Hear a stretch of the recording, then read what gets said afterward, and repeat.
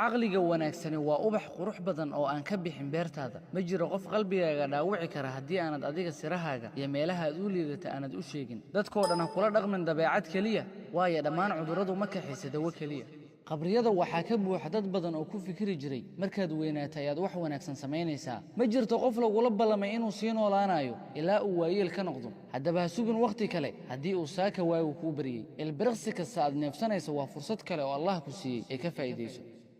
ka yeelkan ku arkaa inuu rajeeyo adoo kale inuu noqdo kan ku yaqaanaa khayr kuugu duceeyo qofka ku maqlaana uu rajeeyo la kulankaaga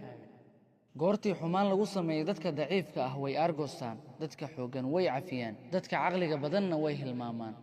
dadka qalbiga fiican wax badan bay dadka caawiyaan wax badan bay bixiyaan si dhab bay wax u jeclaadaan haddana waxaa soo gaara waxyeelada ugu badan waxayna awoodaan inay ku qariyaan kun dareen oo murugo ah hal dhoola cadeen oo farxada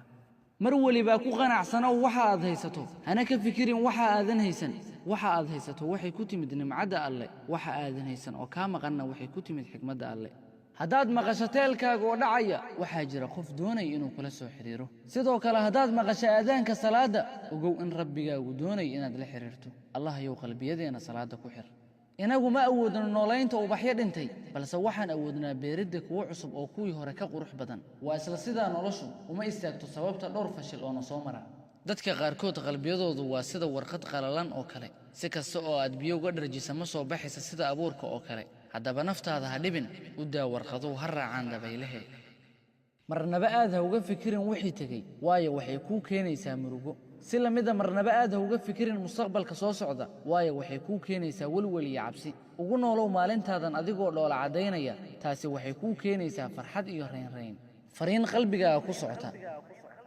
ahaw qof adag maxaa yeelay allah ayaa kula jira ahaw qof qaniya maxaa yeelay allah ayaa ku rasaaqaya ahaw qof laab furan maxaa yeelay allah ayaa ku ilaalinaya ha murugoon ha tiiraanyoon hana niyad jebin ku kalsoonow allah weligaa